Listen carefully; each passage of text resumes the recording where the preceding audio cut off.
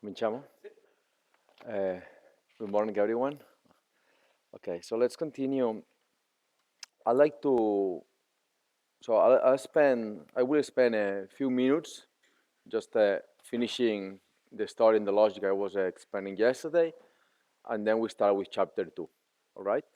So yesterday we're finishing with this table where I was arguing a bit fast, but I gave you the reference if you want to go deeper into the subject, that basically to construct low energy effective field theories, we have this menu of particles. Of course, we can combine them in several different ways. And this is enforced on us by quantum mechanics and special relativity, all right? And the point I want to make here is that the S-matrix bootstrap or positivity constraints are going to, it's going to be it's a path to continue exploiting this logic. Namely, we're going to see that quantum mechanics and special relativity are also going to constrain not only the menu of particles, but also how these particles interact. Okay, so we are going to try to follow this logic to its ultimate consequences. Okay. Now, yesterday I gave you an example of weakly and strongly coupled UV completions of a theory here. Okay. For simplicity, I was working with mass non-equal 0, but okay, it's pretty simple to take massless limits to the theory I was explaining. And before I move to describe the S-matrix, I wanted to mention also an example here, okay, very quickly. It's a textbook example, but it's so beautiful that I'm never tired of explaining this example. So, and even though I have studied many times, I'm always happy to look back again into the equations, okay? So this is the example of self-interacting massive spin-1 bosons, and this was very popular before the Higgs discovery. I have the feeling that now it's less explained because we know it's not needed in nature, but at least so far. But I would like to explain it to make the point. Okay. So the theory we are considering here. So we are very simple-minded. No, so we want just to write a theory about interacting massive spin bosons. So we don't need to know anything. We just need to write we pretend we don't know anything about the Higgs mechanism or more sophisticated stuff. So we just write a kinetic term, which is going to include some self-interaction because there are non-abelians. And then we also write a mass term. Okay. And that's it. That's our theory. Okay. And here by dots, I mean higher dimensional operators. Now, in this theory, we can compute this. It's an effective field theory from which we can compute the scattering. For instance, a particularly nice scattering is to consider 2-2-2 scattering. Okay. And we may entertain computing the scattering of longitudinal gauge bosons. Okay. So the scattering will look like this. We're going to have a diagram that looks like this. Plus, T-channel exchange, plus U-channel,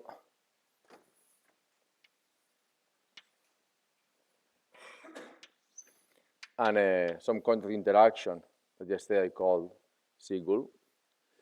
And so naively, this diagram, so because longitudinal polarization grows with the momenta of the particle.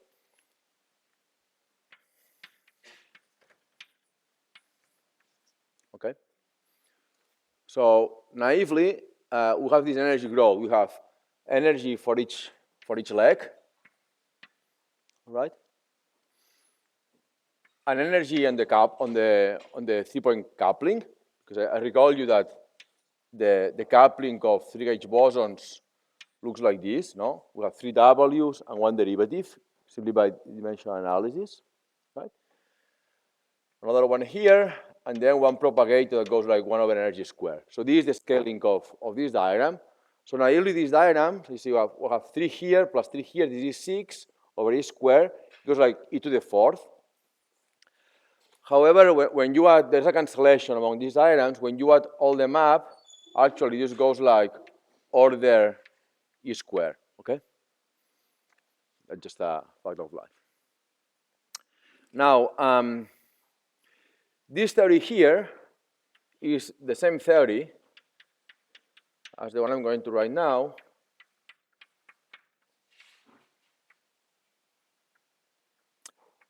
Please let me know if anything about the notation is not clear. I hope you understand that by the square here, I mean contracting all the indices. Okay. This theory is completely equivalent to this one over here. Let me put here an MW.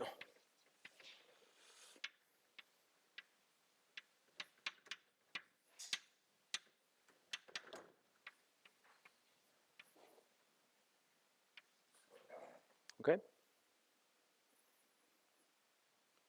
These two theories are completely equivalent, provided I declare the following gauge redundancy. So I'm going to declare that W so here W is contracted. It's so W A sigma A is equal to W. Okay, and there's a Lorentz index mu. Okay, so I declare that there is equivalence. All right. Perhaps I should say that for simplicity here, I'm considering 3 W's.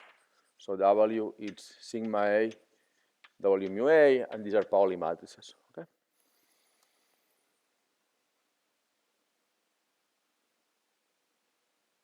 And to get right all the gauge invariants, I need to put a dagger here. And let me tell you that this is an element of SU2. All right? SU2. So these two theories are equivalent. Okay? But in this one, I have a gauge redundancy. And to go from this one to this one, we only need to fix the gauge to big sigma, capital sigma, equal identity, which I can always do by picking up here the correct unitarity to cancel the phase on sigma. All right? And you see, if I set this gauge, so the covariant derivative, which I haven't defined, but is the usual one, minus IG W sigma, all right? If I fix sigma to identity, okay, the normal derivatives, the partial derivatives are going to vanish, and then from these terms here, I pick up a mass. Okay, so these are two theories, two completely equivalent theories. But the beautiful thing of the second formulation is that it allows to take a decoupling limit. Okay, what we're going to do now is so we would like to go to this regime, right? So to do so, what we do is that we go to energies well larger than the mass of the W's, all right? But we still want to keep an interacting theory. So the way to do this is that we're going to take MW to 0 to put ourselves in this regime of energies, okay? And G to 0. But with MW squared over G squared fixed, okay? So you see, we keep fixed this term, so we go and send to 0 the whole theory, but we take this limit together, all right? So you see what's going to happen. It's going to decouple the 2 degrees of freedom. We're going to be left with a sector of massless, non-interacting spin 1 bosons, which we don't care now for the moment. And here will be a theory of pions, okay? Because the G going to 0 is going to kill the coupling between sigma and W's, all right? but this get fixed. Okay, so the theory that we are left, we describe the high energy scattering of the W's, is simply this one over here. It's so we may also define this as say b squared, okay, over 4. All right, and trace of d mu sigma dagger d mu. All right. So this limit, okay, describes the high energy scattering of longitudinal W's, right? Why this is instructive? By the way, now from this theory, you can also compute 2 to scattering, okay? So you can compute now, say, pi plus, pi minus scattering, and you will get precisely this growth of E squared, okay? But here without intricate cancellations, because what we have achieved with this decoupling limit is that we made manifest the energy dependence that was hidden in the polarization vectors, we make it manifest at the level of the Lagrangian, right? So this is a well-known trick. So here, if I want to get the couplings right, so I recommend you doing this calculation. You will get this. So this is at the level calculation. But from the point of view of the logic that I was trying to follow here, what I want to emphasize is that once we have this formulation of the theory, it becomes apparent that we can contemplate UV completions of the theory above that may be weakly coupled or strongly coupled, right? Because this is nothing but a theory of pions now. And we saw yesterday that there are various UV completions to self-interacting scalars, right? So the Higgs UV completion would consist of the following. We simply take this operator,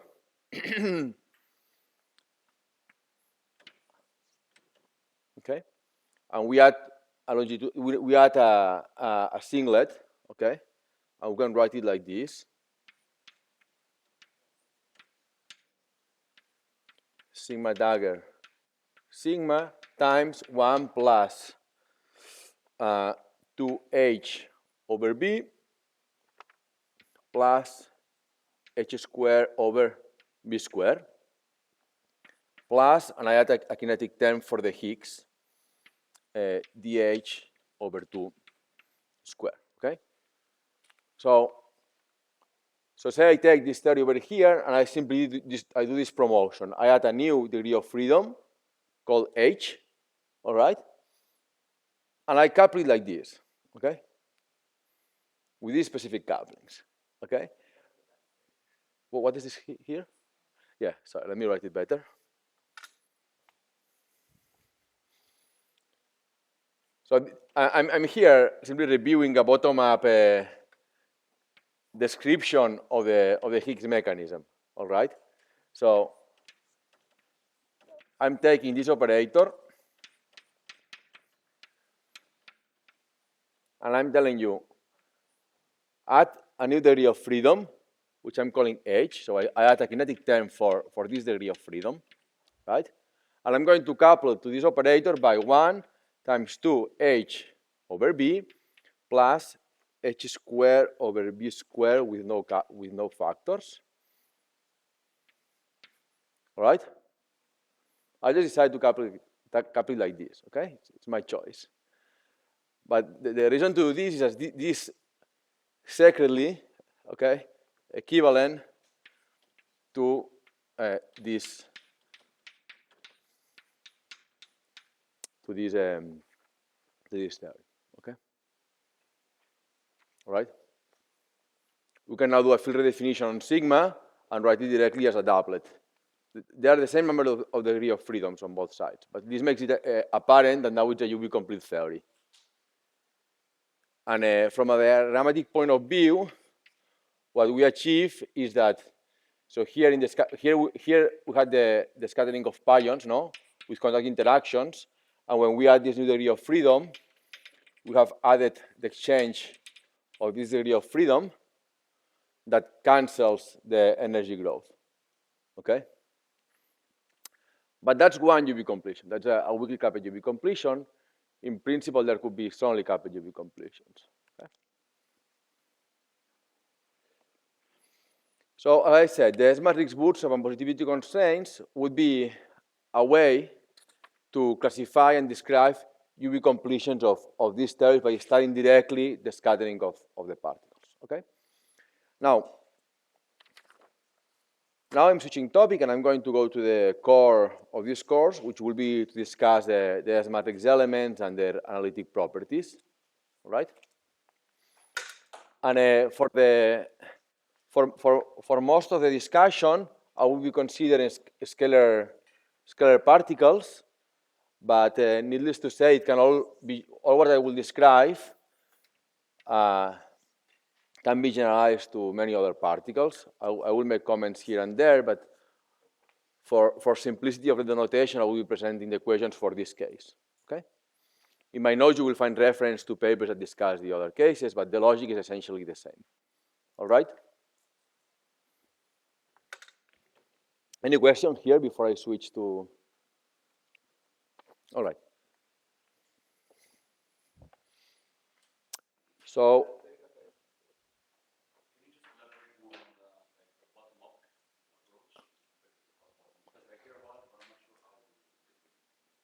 what do you want me to?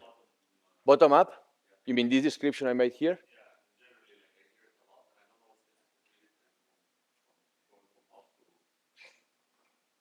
Can you repeat the last part of the question? From up to bottom? Yeah, so from bottom up, here what we mean is that we put ourselves, okay, I'll say, you asked me to elaborate, so I'll say a few sentences and you tell me whether it's enough elaboration or you want more sentences, okay? So from bottom up, here, the point of view that we take is, say we are told that we have discovered spin 1 interacting H bosons, and we don't want to be clever. We don't want to know the Higgs mechanism. We don't want to know anything. You just write down a Lagrangian with the degrees of freedom that we are told have been discovered. So that's what we do. This is a theoretical exercise. So someone told, so that's why it's bottom up. You only write the degrees of freedom that you know of its existence, right? And now, once you have written down this, you compute the simplest observable, and you compute this scattering, and you realize it grows with the energy. And then you start suspecting, okay, I better think about this theory as an effective field theory. It's perfectly fine. It's just an effective field theory.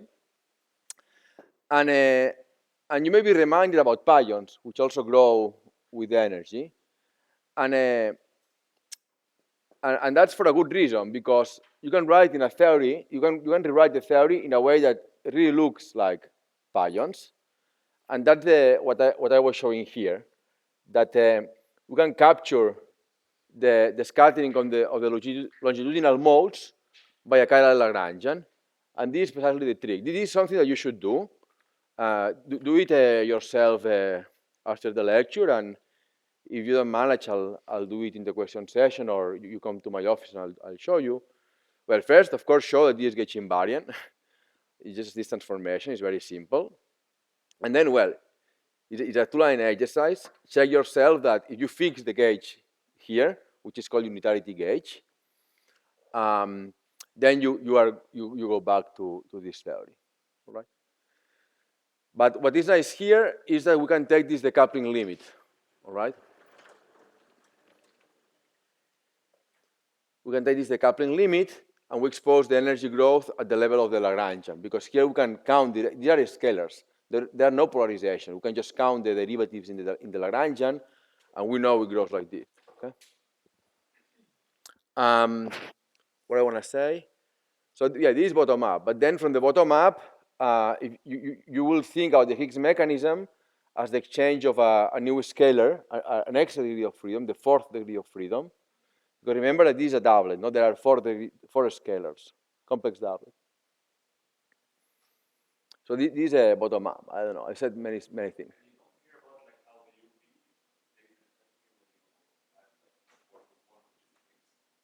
Again?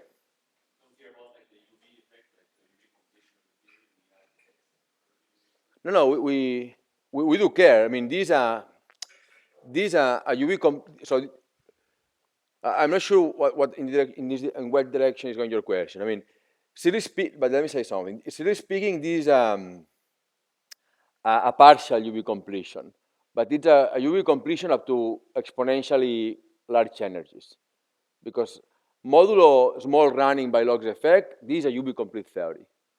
While the previous one was not UV complete by power-like corrections to your scattering amplitude, because these grow linearly with the, well, quadratically with the energy.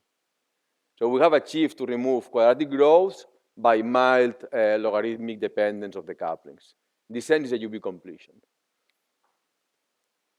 Of course, now you can wonder what happens at the Gatt scale, and there are further questions you may ask. But this is a good UV completion for energies which are not too far from the scattering, from the mass of the scattered particles. Okay. Any other question? Of course, needless to say, this is very beautiful, but we don't know an analogous mechanism for the part.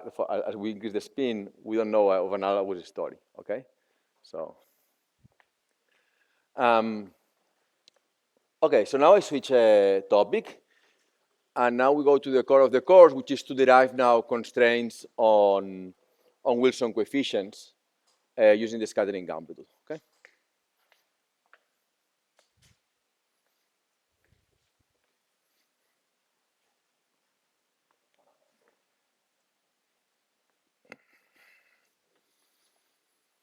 Let me erase this.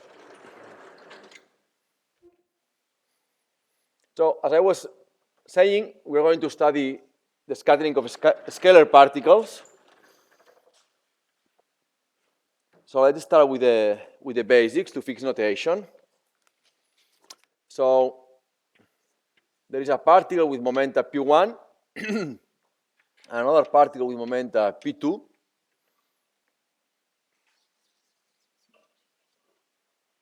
They are head to each other, okay? There is some scattering event. And then later on, we see a particle here, p3. They are back to back. So momentum is conserved.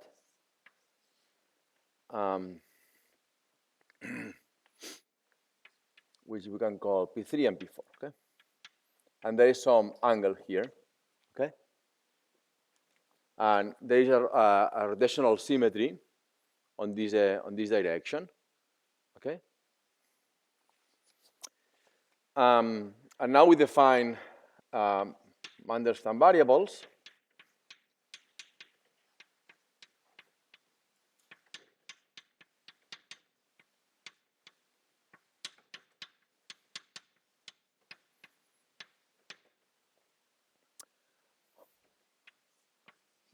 And let me go to the center of mass frame.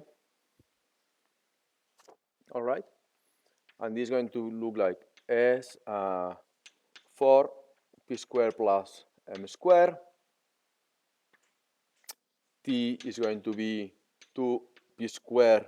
So center of mass frame, I mean P1 equal minus P2, because I'm considering equal masses.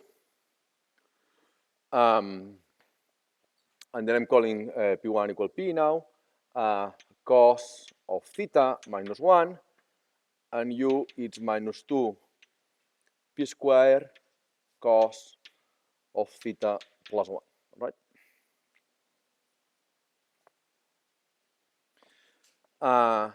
And of course, these are real scattering events, so all momenta is on shell, okay? So Pi squared equal the mass of the particle, okay? Pi squared equal m squared, right? And now a small exercise for you is that momentum conservation implies the relation, which I already mentioned, all right? And now to describe scattering,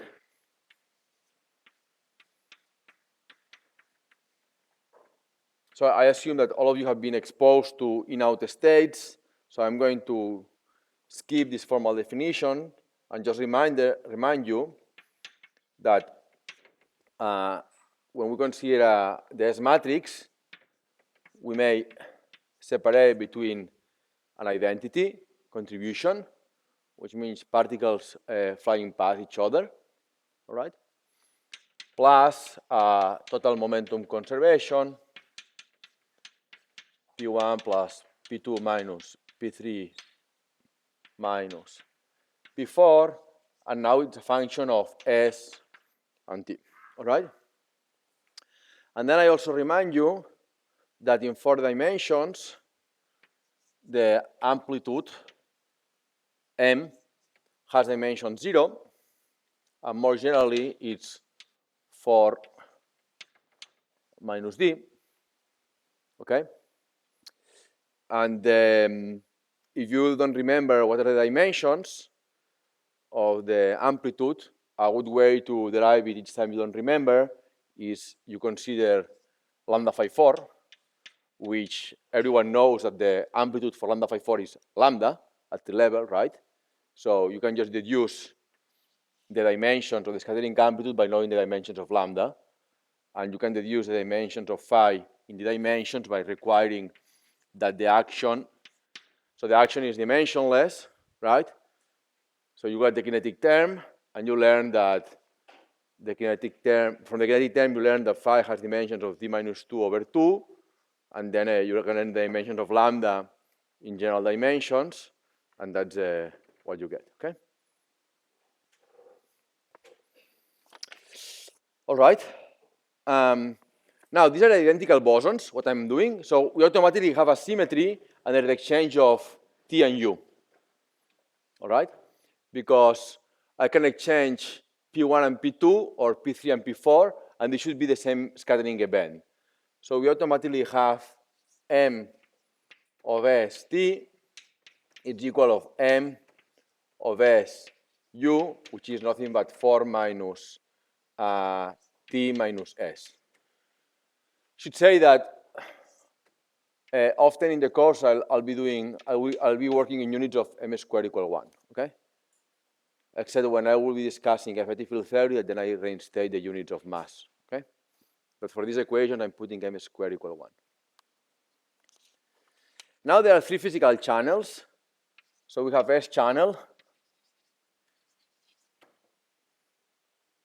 okay? Where we have 1, 2 going to 3, 4. So now I'm discussing the physical kinematics before we go to the complex plane.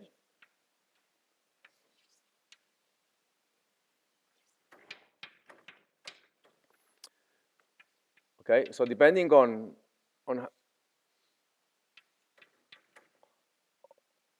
the kinematical region, we can distinguish these 3 channels. So here, the physics will be S larger than 4, and 4 minus S.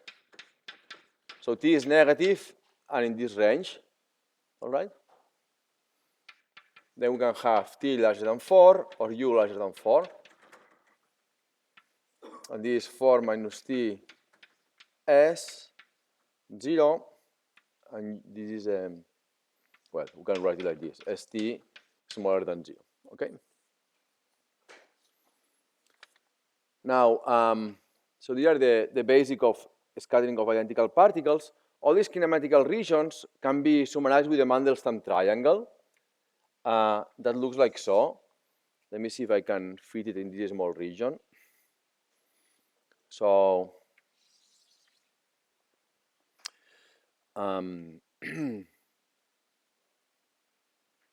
so this is the line of T0, and this is the line of T equal 4.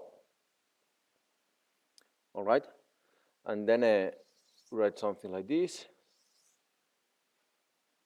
Okay? Something like this. Let me see. Okay. So this is the line of S equals 0. This is the line of S equal 4. And here we have U0 and U equal 4. All right? So Mandelstam triangle is this region over here. Okay? Which is a triangle. And then you see, it's easy to convince yourself that physical scattering is in this region for the S channel. Here we have the T channel. And here we have the U channel scattering. All right? And what I'll argue and show, in the next minutes is that the amplitude here develops unitarity cuts. So the amplitude here is not, in this kinematical region, the amplitude is not analytic. But we're going to argue that the amplitude inside this Mandelstam triangle is analytic. All right? So one way we may characterize the amplitude is by its Taylor series inside the Mandelstam triangle. So if we know all the coefficients in an expansion, say, in the center of this triangle, in principle, we should be able to reconstruct the whole amplitude by analytical continuation. Now, so of course, the Mandelstam variable in equations, let me define it here, it's 0 S T U smaller than 4 m squared, and the center is for S T U equal 4 thirds or thirds, okay? The center of the triangle. Now, before I move on, let me remind you two elementary equations that I just quote here for future references. For future reference, I will use them. So I'll quote them here, which is simply the elastic cross-section of 2 to 2, the differential elastic cross-section.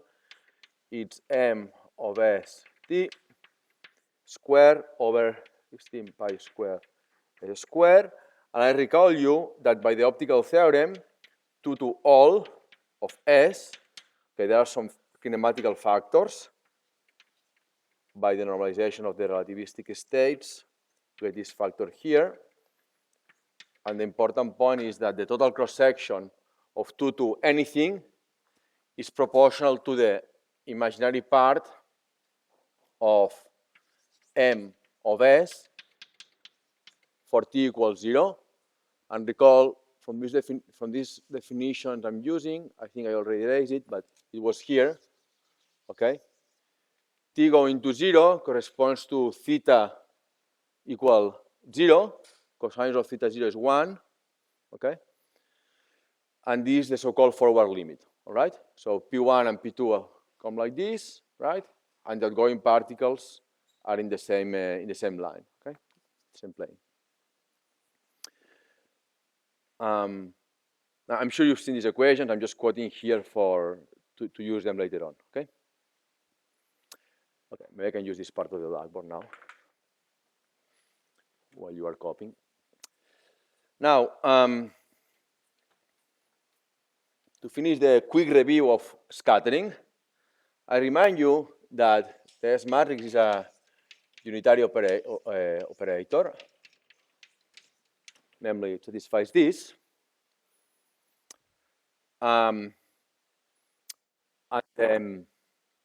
if we decompose it in terms of the identity times interacting part, you plug it here, and you will get 2 times the imaginary part of t, okay? It's equal to t dagger t. Okay, this is the unitarity equation. Now, the trick to understand unitarity for 2 to 2 is that we take, so this is an exact equation between operators. So what we can do now is we can sandwich this equation with any scattering state that we want that we have in the theory. No? So in particular, we may sandwich this with the scattering states that I was just considering, right?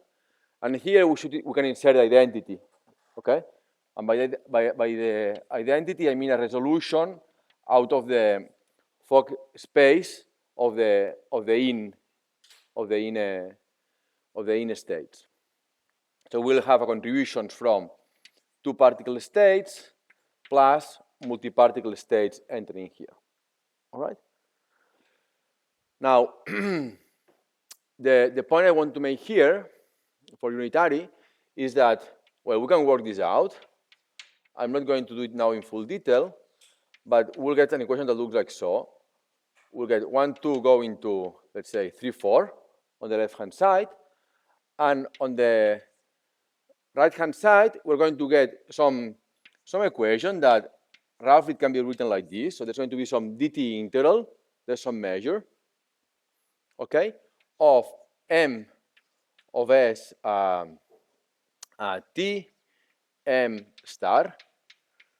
I mean, this is in textbook. We can look it up, or I can explain it later on. But the main point is that we're going to get an equation like this, plus positive contribution. Positive contributions that come from multi-particle states being inserted here. Positive contributions. Okay? So that's the point I'm trying to make. There's going to be an equation relating to scattering plus positive stuff. All right? Now, the way to analyze unitarity, there's a better way to do, which is to use, so the fact that we have a rotational symmetry, okay, allows us to go to so-called partial waves, and it's going to diagonalize the unitarity equation. All right? So what I mean is that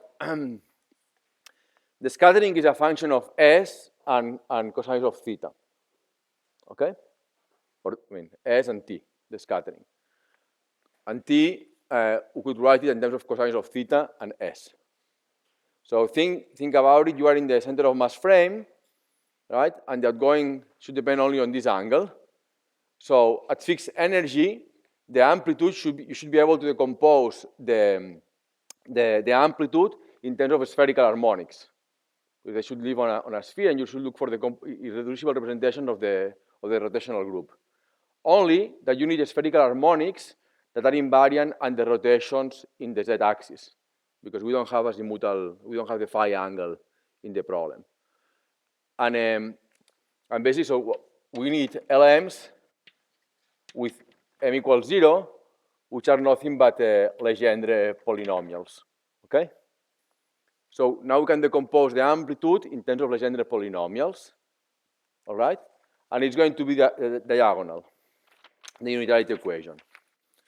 So to decompose, we do the following. We do -1 to 1. We project with the Legendre T of S minus 1/2 S minus 4 m squared 1 minus x, okay, where x is equal to cos of theta, right? These are Legendre.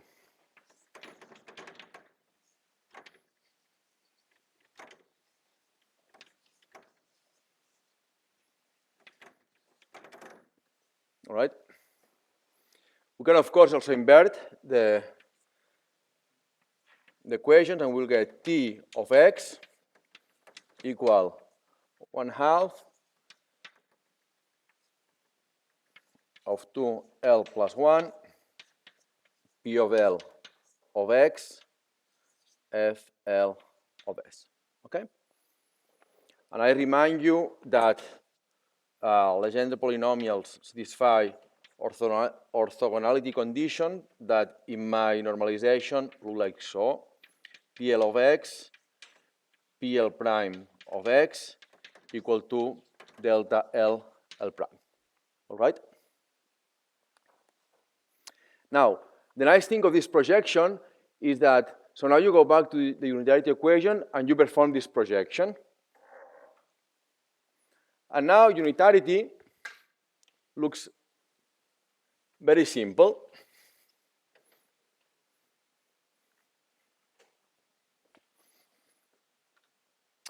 So now unitarity looks like this. Looks 2 times the imaginary part of FL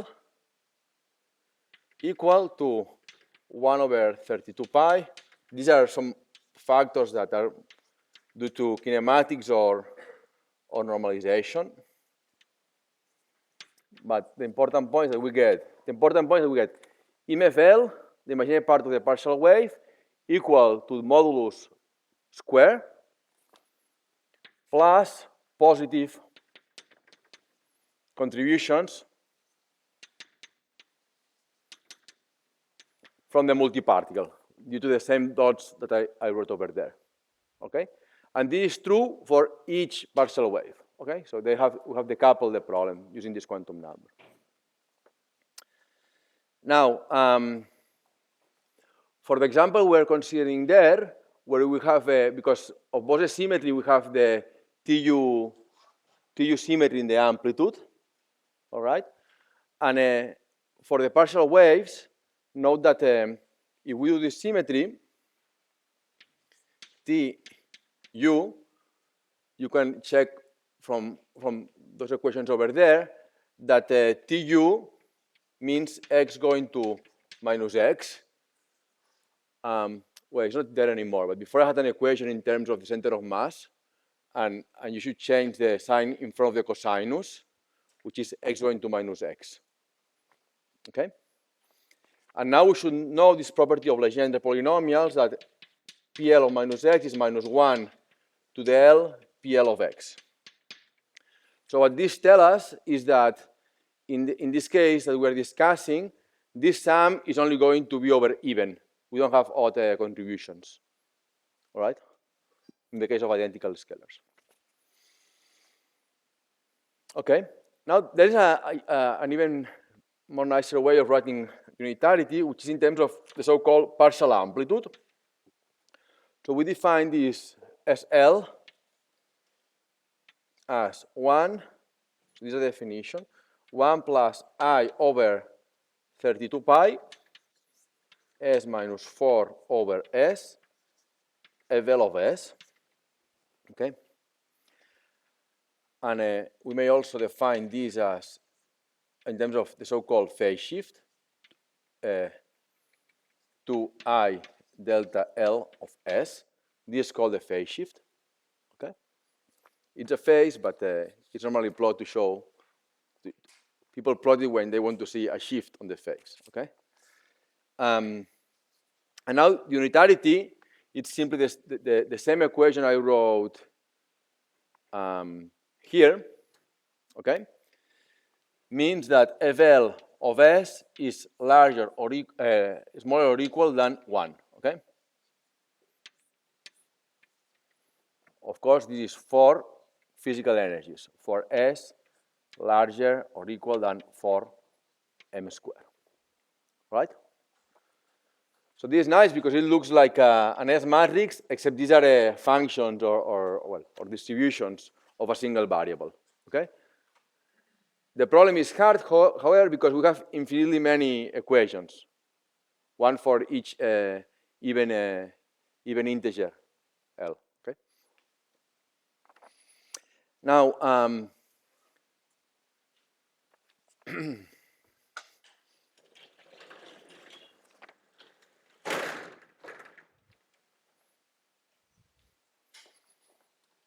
let me say a few last comments about the unitarity equation for partial waves, which is that in terms of the phase shift, you can do this simple plot. So here I'm plotting the complex plane of SL, so 2 delta L here. So first I can write a circle. So the unitarity equation tells us that we should be inside or in the boundary of this circle, okay? So here, for instance, would be 1, right? And this means 1, delta L equals 0, which means no scattering. So here there is no scattering. Now, Okay, there's another graph we can write here next to it, which is as a function of S, right? And I will write 4m squared. Here I have 1, okay? So you see the theory starts like this, and then goes like this. So here we have the first inelastic threshold, right? So as long as I move in the boundary, so now we imagine increasing the energy, and the phase is going to change, the phase of the scattering, okay? But you see, as long as the SL is a pure phase, all right, it means I'm moving along the boundary of the disk, right? Which means I'm saturating unitarity. It means modulus of SL is equal to 1. And this is going to happen until I hit the first inelastic threshold, okay? And which means until I produce some other particle than 222, okay?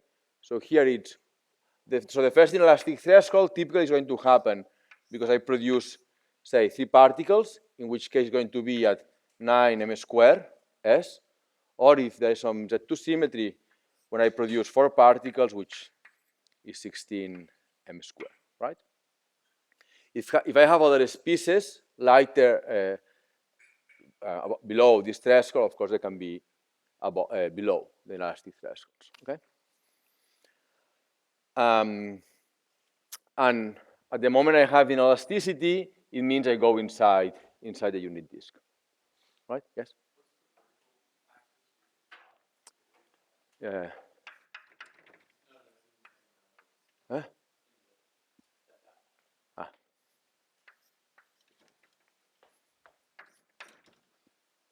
Right, thank you. Okay, so this was a quick recap of unitarity, emphasizing what I need for my problem.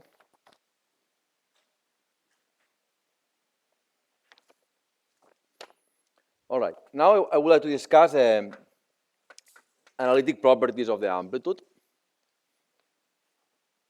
Any question before I move on?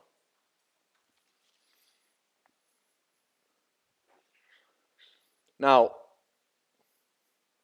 discussing analyticity of the amplitude, it could be a whole course, or it's an active research field. So we would take the 5 lectures, okay, only to discuss analytic properties.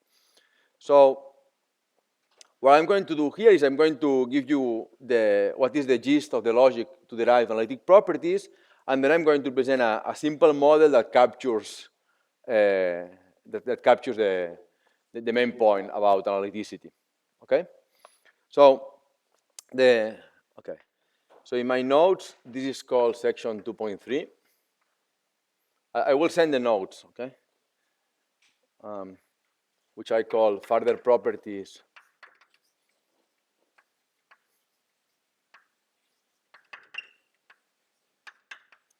of the amplitude. So I'm going to explain the gist of the logic, and then I would tell you also precisely what has been proved rigorously, and then we will move on, all right?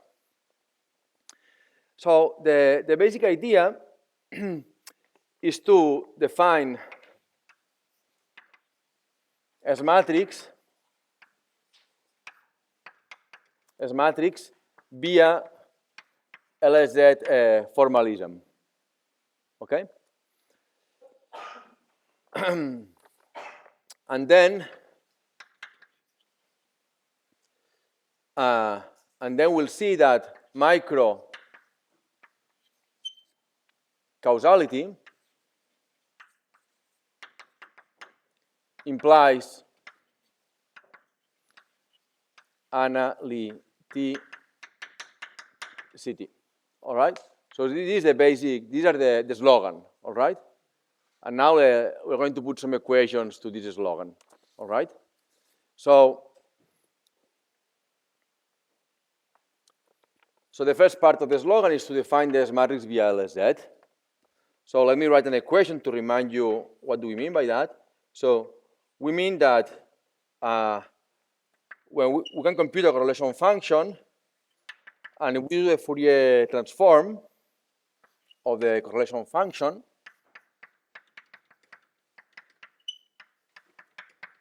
the poles, there are some poles in the momenta when we put them on shell, and in the residue of these poles, we find the S matrix. That was the idea of LSZ. Let me write it very quickly. So you have P1 x1, P2 x2 minus P3 x3 minus P4 x4. And then we have a time-ordered correlation function. And this should be a field that interpolates with our scattering particle. So let's say in weakly coupled lambda phi 4 would be phi. Okay? Up to phi x4.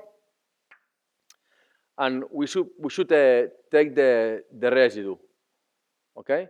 So to take the residue, we multiply by the inverse of the poles, and there's some crucial I epsilon prescription. Okay? And this goes from I equal 1 to 4. All right? Now, let me now focus. So this is LSZ equation, LSZ formalism. Now, a simplified version of this story, that is what I need for the moment, is to go to the forward limit. So consider 1, 2 to 1, 2. All right? Then this equation over here can be simplified to d4x IP2 x, there's some theta, 1 j x, j dagger 0, 1.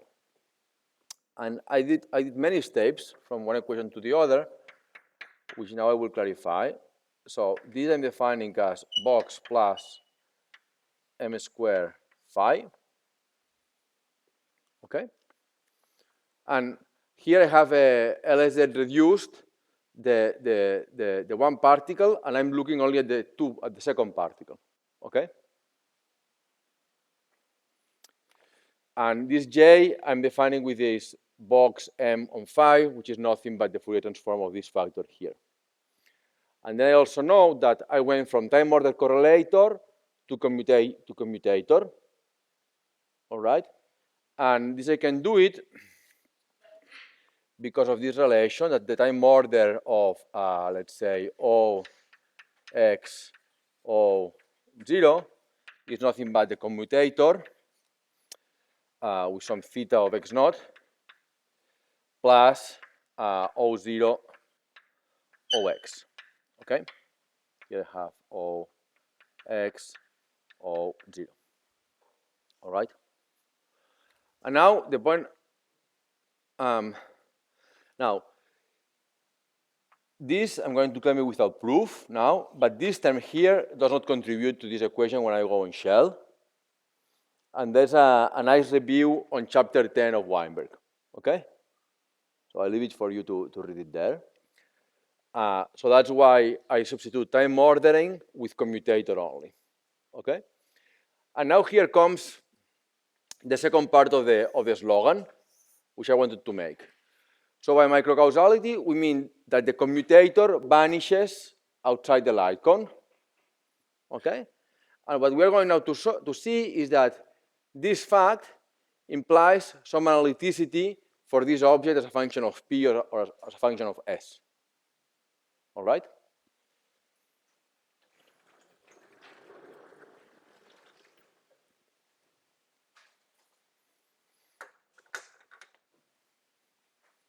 And so the fact that you have some integrand which vanishes in some domain, when you do the Fourier transform that implies analyticity, this is a very basic fact, which we can capture in a very simple model, which is called the signal model.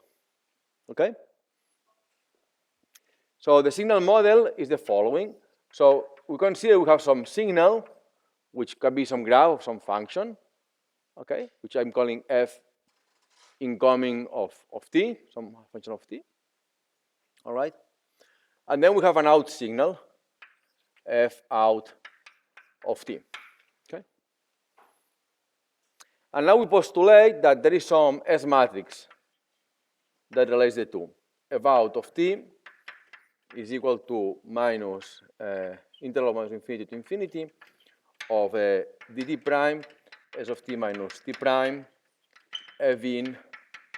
So this is called signal model.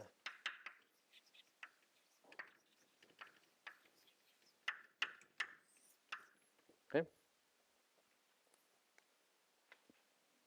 So I'm trying to capture with a model the statement that the fact that this vanishes outside the light cone implies an electricity on this object in S. All right?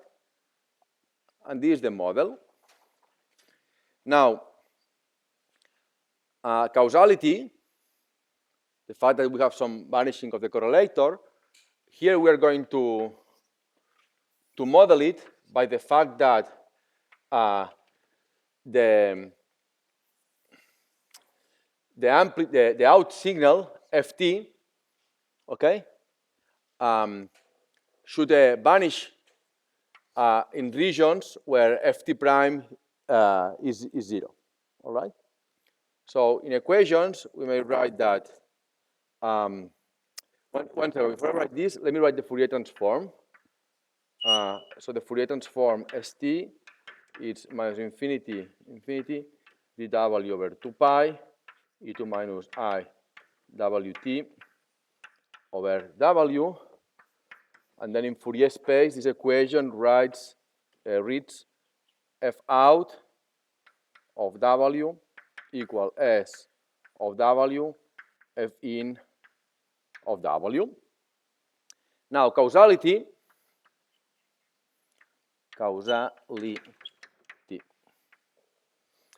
f out of t prime depends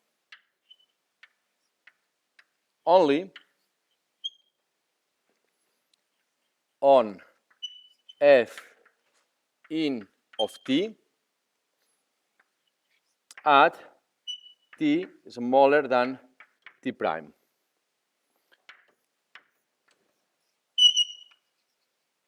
Okay? So we don't want that f out will depend on some t of f in that is in the future. Okay? So what this means on this equation here, if it cannot depend on that, it means that s of delta t is equal 0 for delta t negative, right? This is a way to model causality in a signal model. Okay? Is clear these simple equations?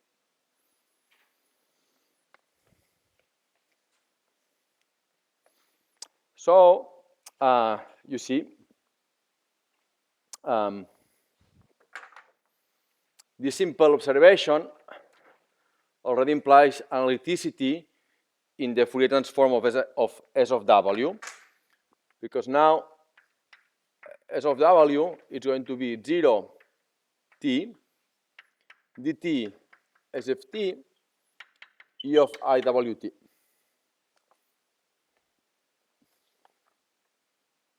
Okay. I may get some signs wrong. Let me think 1 second. Let me put this sign here. Okay. No, sorry. Let me put this sign here. The signs are correct. That's the inverse Fourier transform. Signs are correct. Okay. Now, but you see, this is nice now because this automatically means, you see, the fact that we have some causality built in, the fact that S of t vanishes for t negative, this automatically implies that this function is analytic in the upper half plane, because if we plug in an imaginary part on W, this is going to be a convergent integral, because it's exponentially damped. Okay? So this inherits S of W analytic in upper half plane. All right? Yeah, this is plus infinity. Plus infinity. Thank you.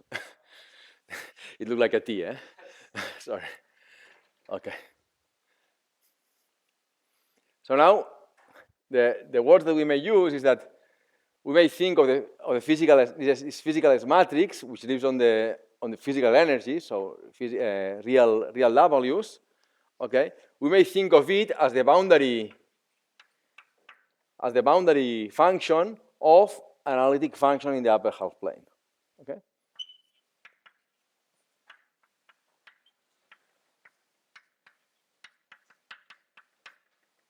All right. Now, exactly the same mechanism, there is really nothing different than this, only with some complications, but the same mechanism applies here. Okay? We have a region where this vanishes, and this inherits analyticity in the complex plane of the energy. Okay?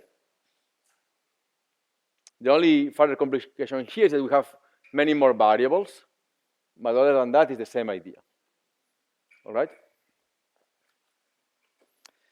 Now, in particular, what I'll use is that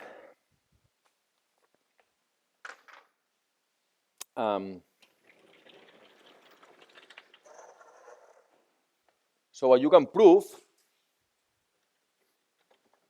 is the following.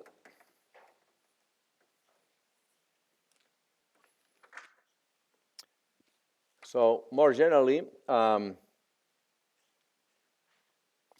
amplitude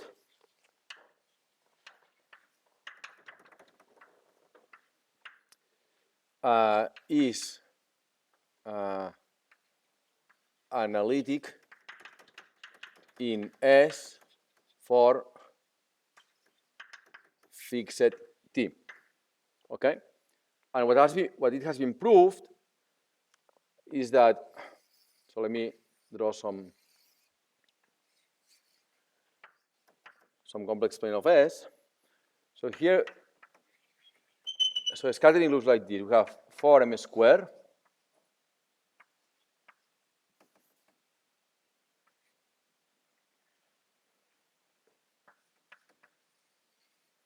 here we have 4m squared, okay? And T, we take it between 4 and some minus T naught, all right? And T naught, okay, is a 28. There is some obscure reason in the proof that allows you to extend it all the way to 28. Now, what I wanted to show you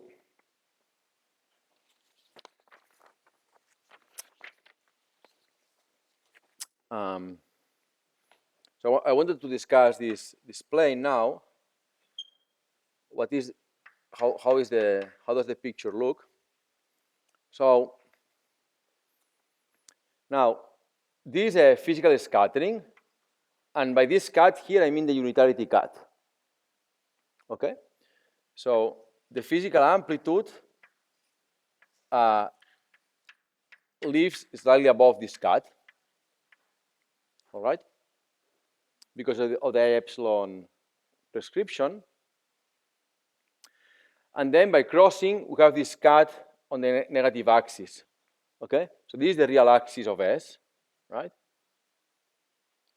Now, unitarity equation, which we saw before, which it looked like so.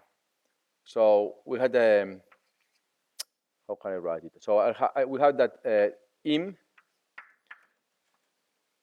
of T equal T dagger T.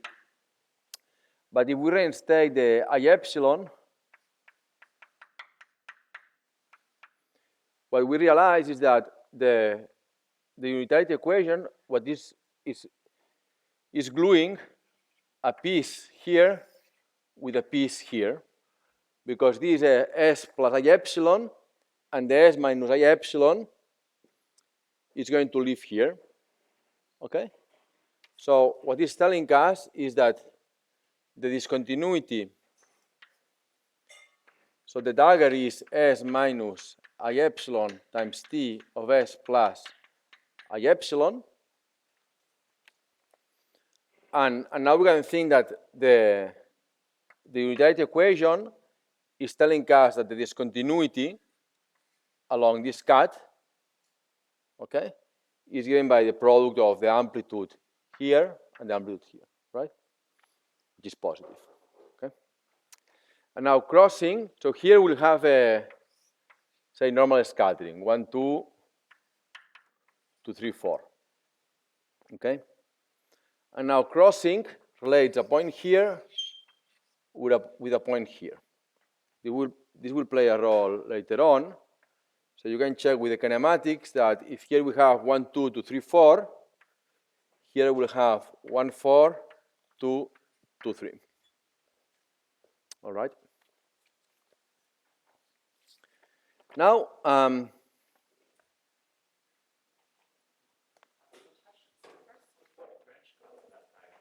sorry? Yes. From the T?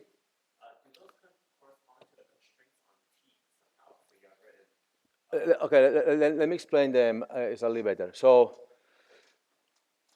okay, first of all, let's think of them in perturbation theory, okay? So these cuts arise from diagrams like so, okay? So you see, if you have here particles that you can produce, okay? This, as you know, this is going to generate some discontinuities from these kind of loops that start at the threshold at which you can produce these two particles. And this is the cut that starts at 4m squared. Then, so these are called normal thresholds. And the nomenclature in the literature is that normal thresholds are all those thresholds that follow from unitarity. Namely, that follow from this equation of unitarity. Right? These are all the normal thresholds that live at physical energies. And then this cut here, okay, we can also think in terms of diagrams in the cross channel. Okay. So this time. But you can also think of them as following from crossing symmetry. All right. Now, for the amplitude I'm discussing, these are all the discontinuities that exist. Okay, these are a rigorous statement. As soon as we complicate a bit the model, namely we consider, for instance, non-equal masses of the scattering particles, or the scattering of not the lightest particle, but the second next to lightest particle. As soon as we complicate a bit the model, this picture is no longer true. Things get much more complicated, all right? And then we can get so-called Landau singularities or non-normal thresholds, which means thresholds in the upper half plane that are not related to unitarity, okay? To the unitarity equation. But I'm going to skip that because these are the topic I want to discuss now. So for the case at hand, it's particularly simple, the analytical structure. And now the goal is to extract physics out of this picture, okay? Now, next, I would like to write a dispersion relation or a sum rule for the amplitude. But, so, by... No, the point is that, thanks for the question, this is important. Let me emphasize, so you can ask, why have we been discussing massive particles and not massless particles? So the reason I'm discussing massive particles is because the two cuts do not pinch each other. There is always you can pick a T, okay, that is large enough so that, negative T large enough, so that there's a region of analyticity in between these two branch points. and then the lower half plane follows by analytical continuation. That's the main reason why the rigorous proofs always require a gap in the problem. Because if we're scattering Goldstone bosons, we don't know anything about those, okay? In the sense that we should always, so this proves, these theorems of positivity or bootstrap constraints always require a small mass gap, okay? So when we consider Goldstone bosons, later in the course I will discuss Goldstone bosons. And then we'll see that the upper half plane and the lower half plane decouple, okay? I'll discuss it later on. I think I'll discuss an example where it will become very clear what happens. But you see the scattering in the U channel is in the lower half plane of this, okay? Of the cut. So now I would like to write some rules. So by some rules, what we mean is that, okay, when you have some analyticity, your first temptation is to do some integral, right? Some Cauchy integral. That's your first temptation, no? To do some integral here, blow it up, and relate. And now we are going to have relations between IR observables and UV observables because we can deform the integral. Right? That's where we are heading to, okay? But so maybe I can write already an equation.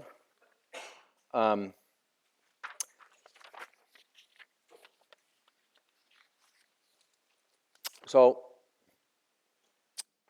we would like to write an equation like this. No, we would like to write ST equal to some contour of, let's say, dV of VT, okay?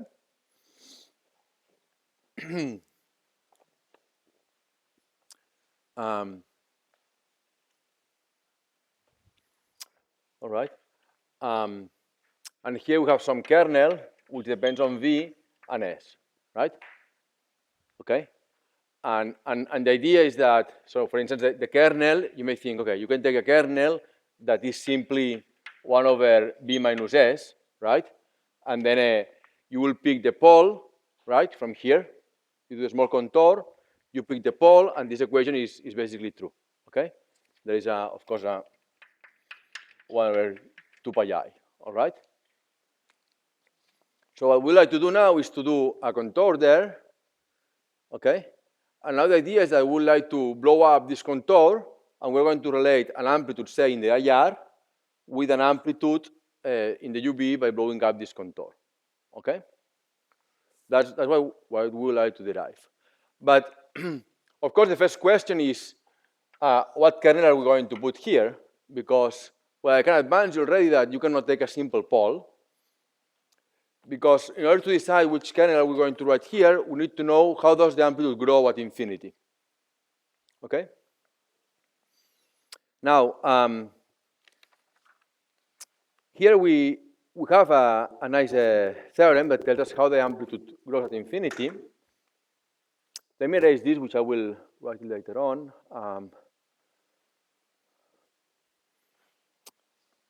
Which is the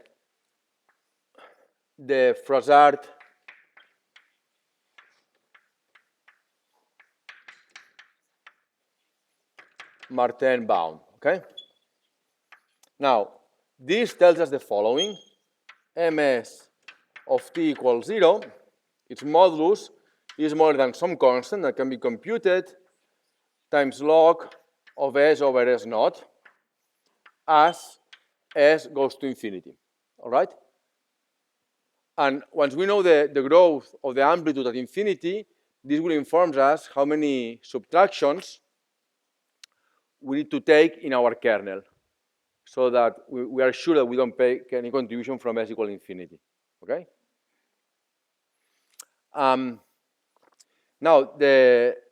and of course, we can write also for the cross section, so sigma tot, which is equal to 1 over S im M of S0, by this equation, which is smaller or equal than log square of S over S naught. Here I'm using the optical theorem. Okay.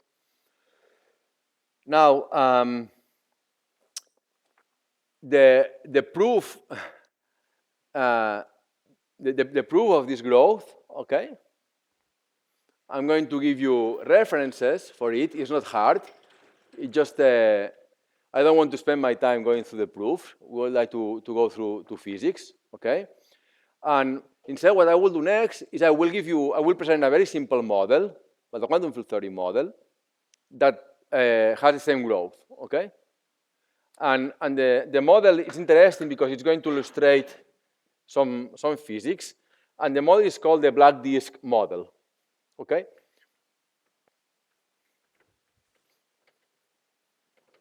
So now I would like to, and we'll convince ourselves, it's going to be quite intuitive, that the model achieves the maximal growth of the energy. And it's in accord with the Froissart bound, right? So what is the model? Black disk model. Black disk model.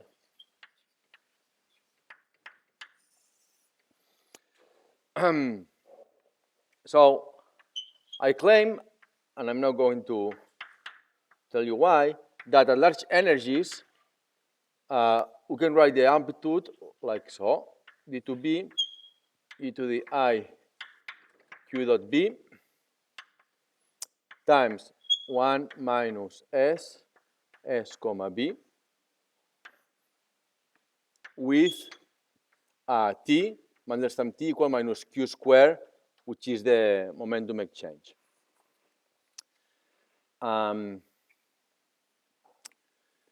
Now, where this equation comes from?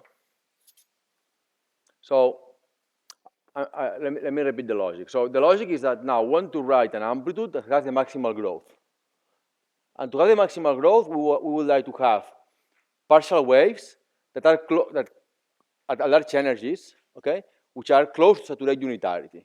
So we would like to have many partial waves saturating unitarity, okay? So we want to take a limit where we take large S and large partial wave number. And in this limit, there is some semi-classicals emerging, and we're going to see that the scattering is geometrical, okay? Namely, in the scattering, we're going to see a disk which has full absorption, okay? So, and the starting point is this equation. Where is this equation coming from? So this equation, so in the notes, I'm giving you the full derivation. Let me give you here only a hint, okay? So that we can continue. So to derive this equation, start from the partial wave decomposition, written like in this normalization now, 2L plus 1 FL of S times PL of cos of theta. And now we want to take two simultaneous limits. We want to take S going to infinity, but we want to also keep many partial waves. So we take L going to infinity. So we would like to take also L going to infinity, okay? And in order to have a non-trivial T, what we can fix is the so-called impact parameter B, which is 2L plus 1 over square root of S. Now, you can do this limit right away on this equation, okay? And you will end up there. Two hints is that you will need to use that cosinus of theta at large L is equal to the Bessel G0 of L plus 1/2 of theta, okay? You will need to use this. And you see Bessel function, if you remember, admits representation in terms of some integral of phase, okay? And I'm also taking a continuum limit. I'm doing L, sum over L of 2L plus 1. We are going to the continuum. 2L, I'm substituting integral by sum, all right? If you do this, you'll end up in this equation here, okay? Now let's move on.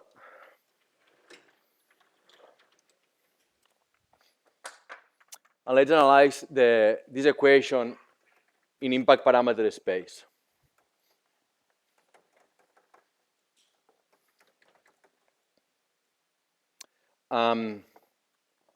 Now, one more comment here is that I should tell you what is S. So S is nothing but SL of S that I introduced before. Just let me finish the sentence. Where I'm taking the limit of L going to infinity, S going to infinity with B fixed. And you will have S of B. Okay? Yes? What is that? S?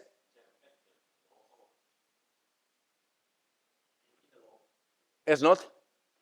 What is S naught? All right. S naught is an scale, okay, which in the model is going to become clear in a moment. It's a scale in the scattering of the problem. And in the model, I'm going, typically, so here we're considering large energy scattering, it's related to the mass of the exchanged particle. All right? For the time being, it's an energy scale, okay, S naught. Okay? And now we're going to relate it to the exchange of the massive particle in this problem I'm discussing. Right?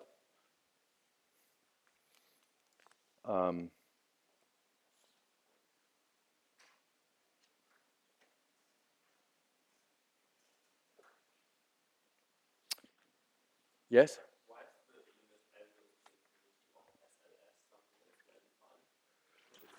What is the limit?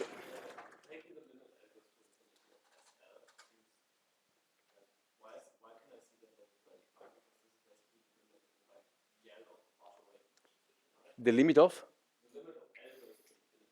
Yes.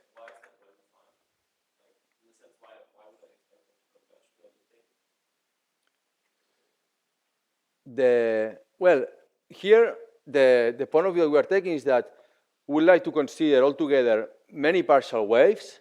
Because remember, we are trying to maximize the total cross section, for which all partial waves in principle contribute.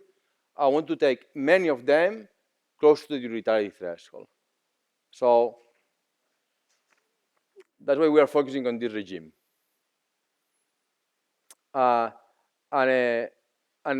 what we're going to see is that when we have this many partial waves contributing all together, there is some semi-classic picture emerging, which this will become sharp in a second. You let me. But why it's well defined mathematically comes from this derivation. Each step here is perfectly fine. Okay. Now, but what I wanted to say is that S is defined by this limit. Okay. And from here, what we see is that it inherits the properties of SL. Namely, unitarity on B is simply this, okay? Okay? So all what I'm saying is that in this representation of the amplitude as the Fourier transform of 1 minus S, okay? Now our task is to write down a model that maximizes the integrand subject to unitary, okay? And this would be our way to have an amplitude that has the maximal growth in the energy, okay? So the picture is that we have some particle, and there is here some black disk, okay? And by the way, let me from this equation, it's not hard to derive by the optical theorem again that sigma total is 1 over S mm of S, 0. Okay, you do a bit of algebra and you will get 2b squared of the real part of 1 minus S of SB. Okay? So that's what we would like to maximize. And the black disk model is the following ansatz. We want to do the following. We want to say that this object clicks to 1 when b is smaller than some b max. Okay. This, think about it as fixed s. Okay, there is some fixed s, and there is some radius here. Okay, so going b, and it's 0. Okay, when b is larger than b max. No. So you see, to get 0 here, okay, we need to have that the partial wave, the partial amplitude, the phase of the partial amplitude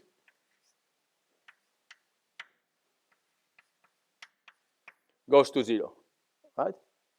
Which means no elastic scattering. Okay. Now, if we plug these equations here, you will get that using simply these ansatz here, you will get 2 pi of b max square of s. Okay.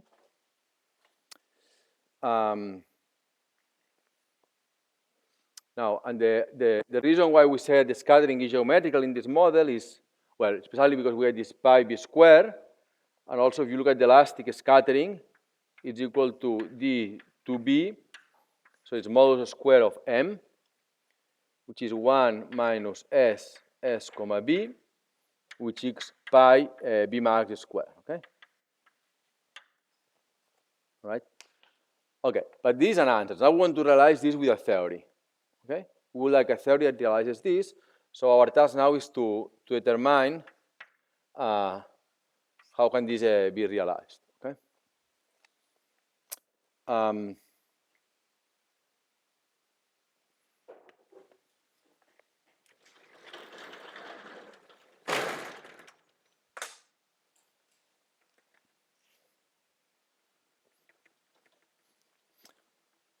running, what time is it? I'm already past 5 minutes, okay. Okay, let me go very quickly because otherwise I'll not finish anything. So, now, okay, I'm going to quote some results and I'll leave you my notes to read through, but basically, the amplitude has the exponential fall off in B, okay? And for this, we can write a simple toy model where we consider some weak coupling exchange in the T channel, all right? And by the equation that we had before, let me see if I had something better written, but what we can see is that what you can do the Fourier transform on T to get the B, the impact parameter representation, and what you will see is that the lightest particle that you exchange in the T channel corresponds to the leading exponential in the impact parameter space, all right? By the usual thing that the Fourier transform, we can deform it and pick up the first non-analyticity, which is going to be the first pole in T. It's going to pick up in the exponential of the Fourier transform, which gives us this exponential decay, okay? And this, in principle, is a function of S, but generally we expect that this is at most grows with some power of the energy, okay? So this B, this of course, I'm always in B, in S very large, okay? And now we want to saturate unitarity. So we would like to establish that this is roughly equal 1, okay? And from this we extract that B max is going to be 1 over M log of S. And here we can pick up some well, log of CS, that's right? And then that's it. All in all, we get that sigma dot of S is more or equal than well, that's some log square of S, right? Okay. Now, I've written many more comments about the model and many more details on how to follow the logic, but that was my attempt to give you some intuition of why on earth that one can physically expect that this bound can exist at all, okay? And to justify that this bound exists, instead of going through the proof, what I have argued is that starting from the amplitude, okay, we may attempt to build a model where we manage to have many partial waves getting close to saturating unitarity, and in this model we get this log scaling for the cross section. All right. Okay. So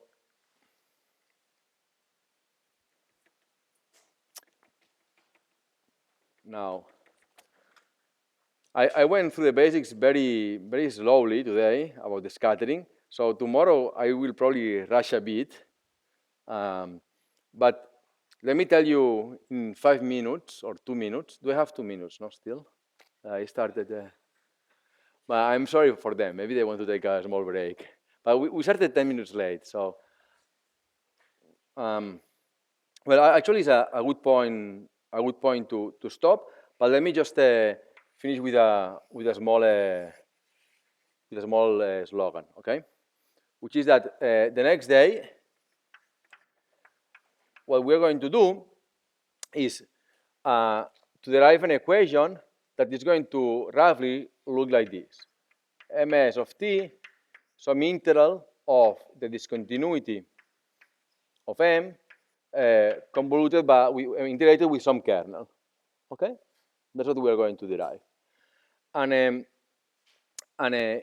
then what we will do is that we'll have an effective field theory expansion for the amplitude, which is going to be some expansion that will look like so, which we're going to plug in this side of the equation, okay?